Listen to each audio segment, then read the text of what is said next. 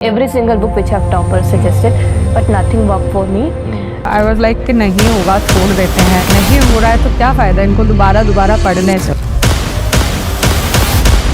I would like to thank Study IQ. I got connected to Study IQ. Study IQ ने मेरा mains तक मैंने साथ दिया, उसके बाद भी उन्होंने मेरा साथ नहीं छोड़ा। And I have taken this mock at Study IQ. And I would recommend Study IQ. Yes, I will definitely recommend Study IQ. नमस्कार दोस्तों, मैं हूं अमरेंद्र पांडे। आप देख रहे हैं स्टडी IQ IAS हिंदी। आज आप इस क्लास में जान पाएंगे कि यूपीएससी का जो पाठ्यक्रम है उस पाठ्यक्रम को हमें कैसे देखना है, क्योंकि जब तक आप पाठ्यक्रम ठीक से नहीं देखेंगे तब तक परिणाम तक पहुंचना बहुत टफ है। इवन तैयारी करना ही पूरी तरीके से समस्याग्रस्त हो जाता है। आप इसको ऐसे समझिए कि आप रात के अंधेरे में हैं और आपको अपने घर जाना है और रात के अंधेरे में रास्ता नहीं दिख रहा है। तो जब अंधेरे में आप अगर किसी गंतव्य तक पहुंचने का प्रयास करेंगे तो यही होगा कि कभी भी सधी हुई चीज आप पूरी नहीं कर पाएंगे और हो सकता है गंतव्य तक ना ही पहुंचे।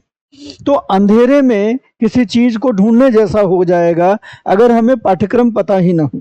हमें ये पता ही नहीं है कि हम जो चीज की या जिस चीज की तैयारी करने जा रहे हैं वो कितना है और क्या है और कितना कितना बड़ा है, उसकी गहराई कितनी है, उसकी लंबाई चौड़ाई क्या है। अगर यही पता ना हो तो हम बस शुरू करेंगे और भटकते हुए चलते रहेंगे। इसलिए बहुत ज़रूरी है कि हम दो बातों को बड़े मजबूती से समझें। पहले कि यूपीएससी का जो एग्ज़ाम होता है, जो परीक्षा होती है, वो परीक्षा कैसे किन किन चरणों में होती है, क्या क्या यूपीएससी हमसे अपेक्षित करता है। दूसरा कि इन परीक्षाओं में पूछा जाने वाला जो हमारा सिलेबस है, जो हमारा पाठ्यक्रम है, वो कितना बड़ा है, कितना बिखरा हुआ है या कितना संगठित है, कितना क्रमबद्ध है, उसको हमें देखना होगा। और अगर हमें ये लगता है कि इसकी क्रमबद्धता नहीं है तो हमें उस पर काम करके उसकी क्रमबद्धता को स्थापित करना होगा। लगभग 3 महीने लग जाते हैं सिलेबस को ठीक से समझने में। अब आप सोचेंगे सर सिलेबस में क्या ही समझना है, सिलेबस तो प्रिंट आउट मान लिया, निकल गया, काम खत्म। लेकिन ऐसा नहीं है। तो देखिए, सबसे पहले स्क्रीन पे आप देखें यूपीएससी पाठ्यक्रम परीक्षा चरण, इनकी हम बात करेंगे। सबसे पहले परीक्षा चरण की बात कर लेते हैं। तो आप देखते हैं कि प्रारंभिक परीक्षा आपकी जो है वो सबसे पहली परीक्षा होती है। और जब आप तैयारी शुरू करते हैं तो ध्यान आपको रखना होता है कि आपकी तैयारी प्रारंभिक परीक्षा होने से पहले पूर्ण हो चुकी हो। जैसे अभी 2026 के लिए अगर आप एग्जाम देने का सोच रहे हैं तो आपकी तैयारी अभी से शुरू हो जानी चाहिए। 2026 के प्रारंभिक परीक्षा तक आप प्रारंभिक परीक्षा और मुख्य परीक्षा के लिए कम से कम तैयार हों। साक्षात्कार के लिए न भी तैयार हों चलेगा, लेकिन प्रारंभिक परीक्षा और मुख्य परीक्षा के लिए आप तैयार हों। और ऐसा तभी हो पाएगा जब आपके पास कम से कम 14 महीने, 13 महीने, 12 महीने आपके पास हों। अभी चूंकि ऑनलाइन प्लेटफॉर्म है तो यहाँ पर अगर आपके पास थोड़े कम महीने भी प्रारंभिक परीक्षा में हैं तो इस तरीके से आपकी रणनीति सेट कर दी जाती है कि प्रारंभिक परीक्षा तक आप प्री कम मेंस वाले जो सिलेबस हैं वो तैयार कर लेते हैं और फिर आपको एमआरपी प्रोग्राम पे जो है वो बाकी चीजें पूरी करा दी जाती हैं मेंस की। और इसके पहले जब आप प्रारंभिक रेजिडेंशियल प्रोग्राम में आते हैं तो ऐसी दशा में, या फिर आप कह लें कि आप प्रारंभिक परीक्षा के लिए फरवरी मंथ से पूरी तरीके से डेडिकेटेड हो जाना होता है केवल प्रारंभिक परीक्षा के लिए। तो पहले प्रारंभिक परीक्षा का चरण होता है और इस चरण में आपसे बहुविकल्पीय प्रश्न पूछे जाते हैं। मतलब आपके पास कई सारे विकल्प होते हैं और उन विकल्पों में से आपको एक चुनाव करना होता है। एक तरीके से ऑब्जेक्टिव सवाल होते हैं, ऑब्जेक्टिव टाइप का ये परीक्षा होता है। इस परीक्षा में आपके 2 चीजें ध्यान में रखी जाती हैं कि आपकी जो मस्तिष्क है, मस्तिष्क उसकी गति क्या है और आपके जो मस्तिष्क है उसकी स्पष्टता क्या है, स्पष्टता क्या है। इन दोनों चीजों को जो साध लेता है वो प्रारंभिक परीक्षा बेहतर ढंग से कर पाता है। मस्तिष्क की गति और मस्तिष्क की स्पष्टता के आधार पर प्रारंभिक परीक्षा निकालना आसान होता है। इसका मतलब कि इसमें आपको समझ की भी जरूरत है और समझ के साथ साथ त्वरित निर्णय की भी जरूरत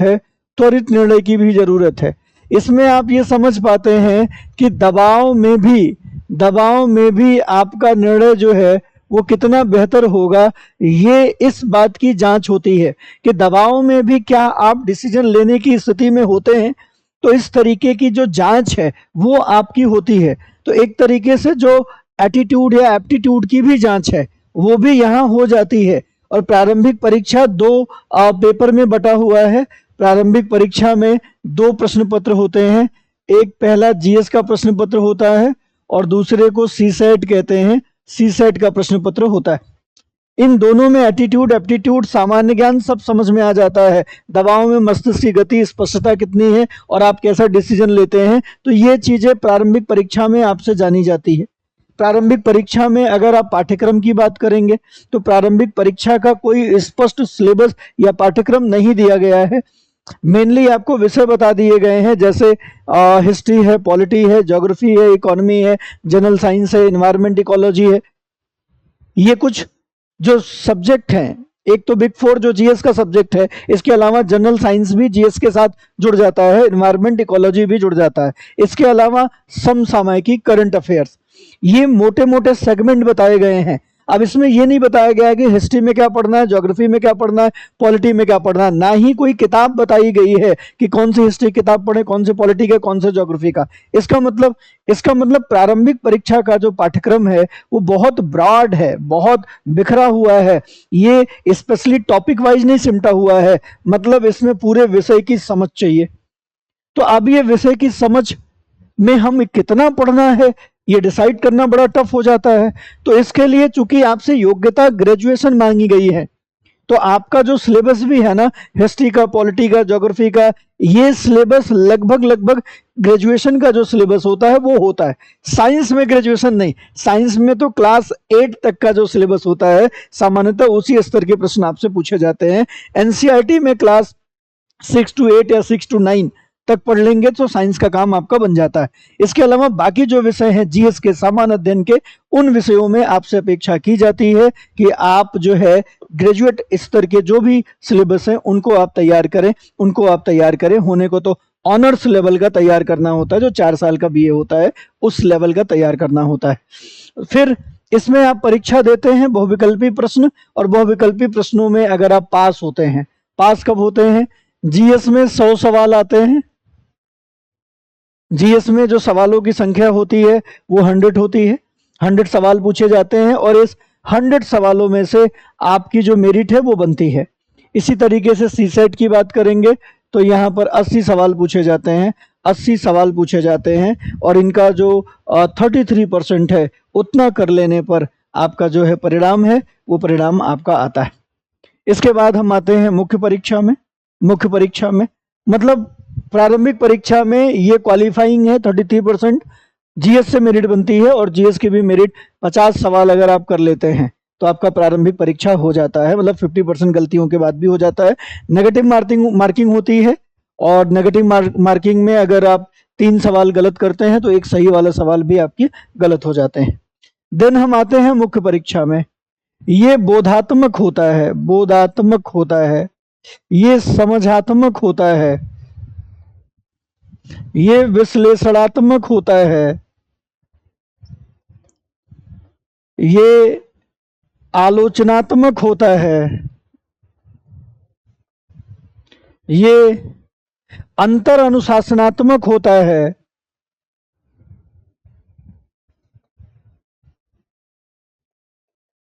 है ना, अंतर अनुशासनात्मक होता है, ये वर्णात्मक होता है, ये निबंधात्मक होता है, ये व्याख्यात्मक होता है।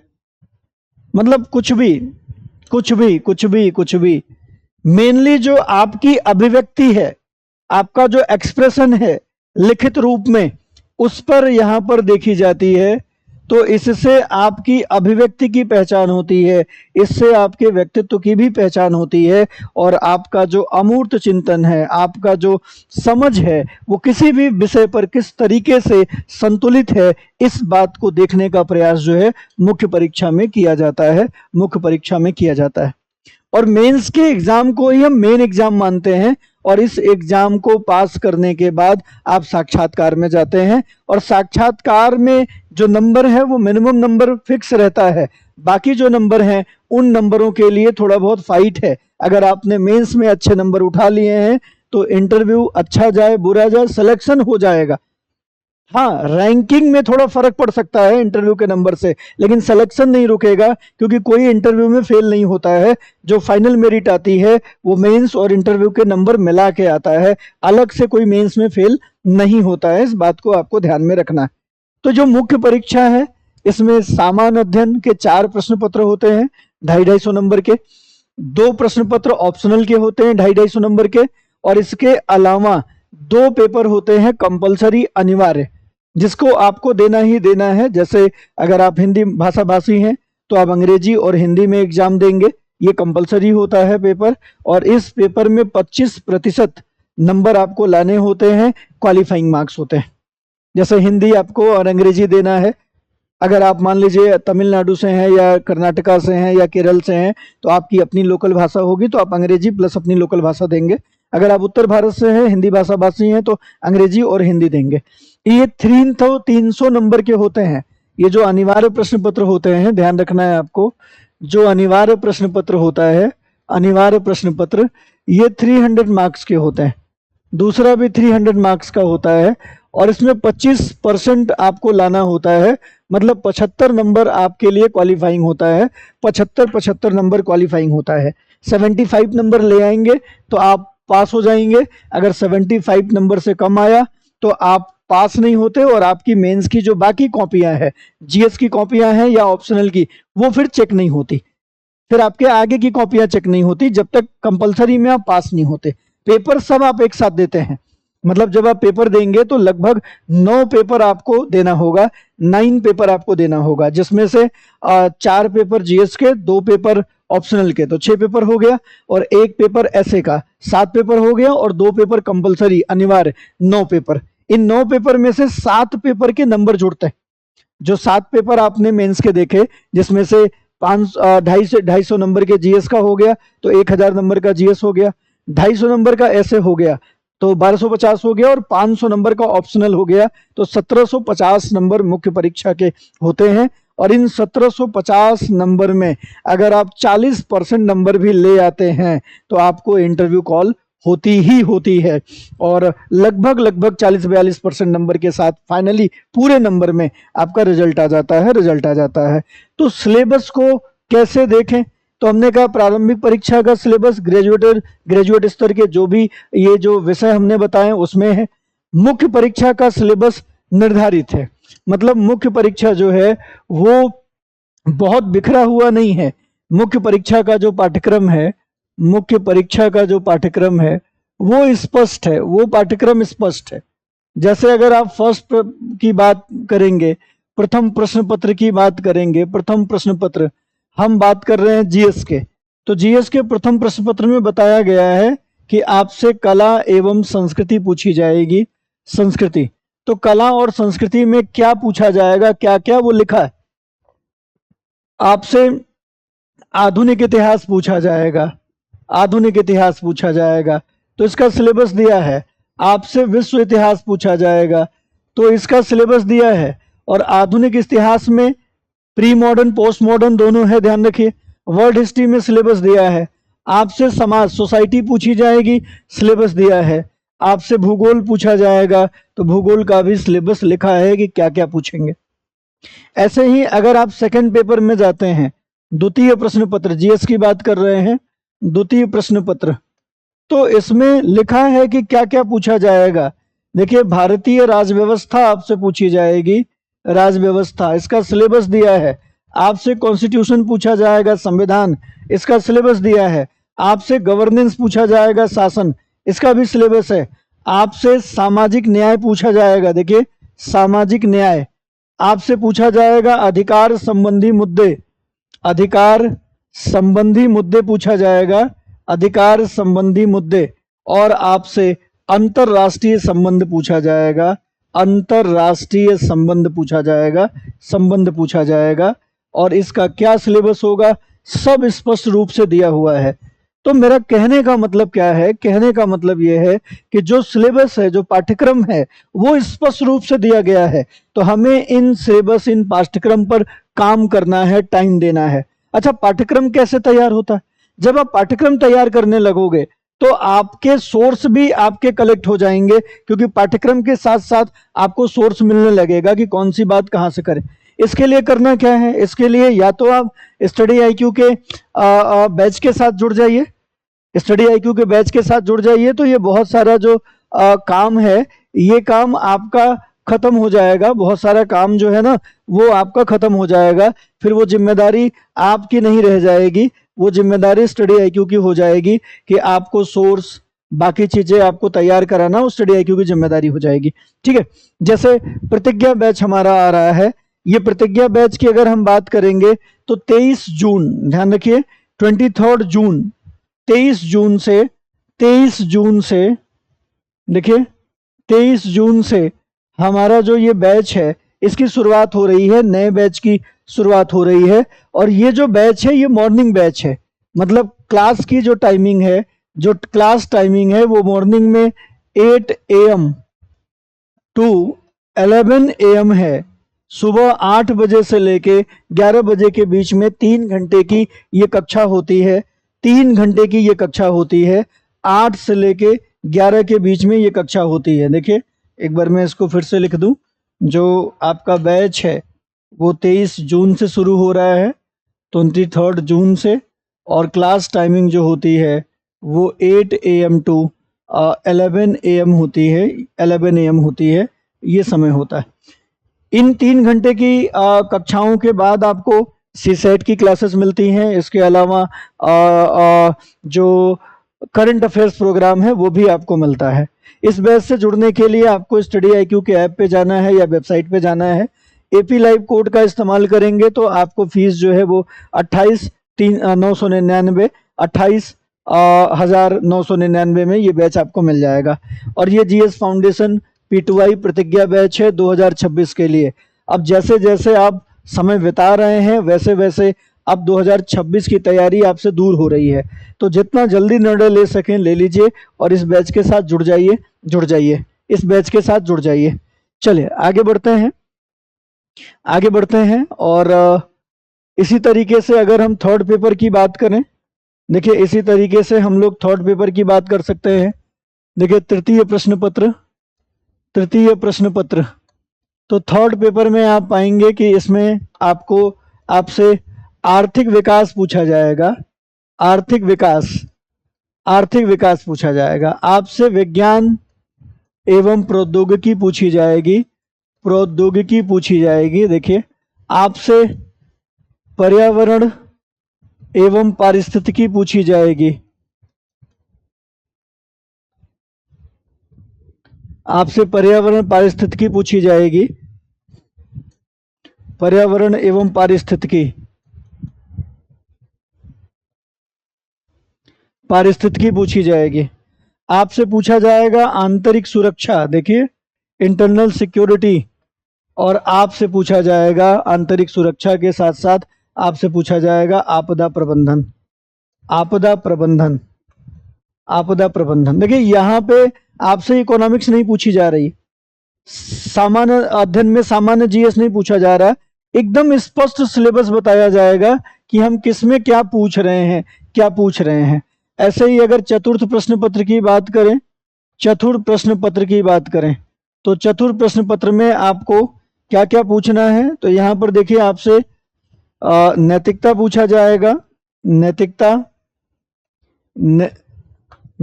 की जगह नीति शास्त्र, देखिए यहाँ पर आपसे नीति शास्त्र पूछा जाएगा, यहाँ पर आपसे सत्यनिष्ठा पूछा जाएगा, और अभिरुचि पूछा जाएगा, अभिरुचि, ये यहाँ पर आपका सिलेबस है, ये यहाँ पर। और इसमें क्या पढ़ना है सब डिसाइड है, इसके लिए आपको कुछ नहीं करना है, हर एक सिलेबस को निकालना है और सिलेबस को निकालने के बाद एक कोई बुक उठानी है, हर एक पेपर का जो भी बुक जहां से आती है वो बुक उठानी है, और उस बुक में अब जो सिलेबस बढ़ा के लिखा गया है कि ये भी पूछेंगे, ये भी, उसको उस किताब में देखते जाइए। और देखिए उसके अंदर क्या क्या पूछा जाता है और एक लिस्ट बनाइए। लगभग 55, 60, 70 पेज की लिस्ट बनेगी सिलेबस का। लेकिन अब सिलेबस समझ में आ जाएगा, और एक बार सिलेबस समझ में आ गया तो तरीका जो है इसे पूरा करने का आसान है। इवन आपको इतना तक पता होगा कि पूरे सिलेबस में किस विषय से कौन सा टॉपिक पूछा जाता है, और जिस दिन आप इस स्थिति में हो गए उस दिन तैयारी को आप बिल्कुल समयबद्ध कर लेंगे। उस दिन तैयारी को जितने भागों में बांट के करना चाहेंगे आप कर लेंगे। तो ये आपको करना चाहिए, ये आपको करना चाहिए। अब ऐसे भी विद्यार्थी इस कक्षा को देख रहे होंगे जो विद्यार्थी अभी 2026 का एग्जाम नहीं दे रहे हैं, आगे के एग्जाम की तैयारी कर रहे हैं, और वो चाहते हैं कि उन्हें 28 में या 27 में एग्जाम देना हो। तो अगर आप 2027 की तैयारी करना चाह रहे हैं या 2028 की तैयारी करना चाह रहे हैं, तो ऐसी दशा में आपके लिए स्टडी IQ इवनिंग बैच लेके आया है, लॉन्ग टर्म P2I बैच। इसको हम लॉन्ग टर्म P2I बैच कहते हैं, और ये 27-28 के लिए है। 2.5 साल 3 साल वैलिडिटी के साथ ही आता है, और केवल 33,999 रुपए में ये भी आपको प्राप्त हो जाएगा। हाँ, करना क्या है, स्टडी IQ के ऐप पे जाना है या वेबसाइट पे जाना और AP लाइव कोड का इस्तेमाल करना है। AP लाइव कोड का इस्तेमाल करना है। इस बैच की शुरुआत भी 23 जून से हो रही है, 23 जून से हो रही है, लेकिन इवनिंग में इसकी क्लास टाइमिंग जो है वो 6 PM टू 9 PM है। 9 PM है। देखिए 6 बजे से लेकर 9 बजे के बीच में ये कक्षाएं आपकी होंगी, 6 to 9 PM। तो जुड़ना चाहिए आपको इस बैच के साथ भी। तो मेरा प्रयास था कि आपको मैं बताऊं कि आपकी जो तैयारी है वो तैयारी किस तरीके से आगे बढ़ती है, और किस तरीके से आप प्री की तैयारी करते हैं, प्री के बाद मेंस की तैयारी करते हैं, और मेंस के बाद फिर आप जाते हैं साक्षात्कार में। साक्षात्कार में मेंस के बाद आप इंटरव्यू देते हैं। आपका व्यक्तित्व परीक्षण कहलाता है। साक्षात्कार को व्यक्तित्व परीक्षण कहते हैं, पर्सनालिटी टेस्ट कहते हैं। इसको हम लोग पर्सनालिटी टेस्ट कहते हैं। और इस पर्सनालिटी टेस्ट में आप ये पाते हैं कि इसके अंतर्गत आपसे जो सवाल होते हैं वो समसामयिकी से सवाल होते हैं, आपके विषय से सवाल होते हैं। एक तो सामान्य अध्ययन के विषय से सवाल होते हैं, दूसरा वैकल्पिक विषय से सवाल होते हैं।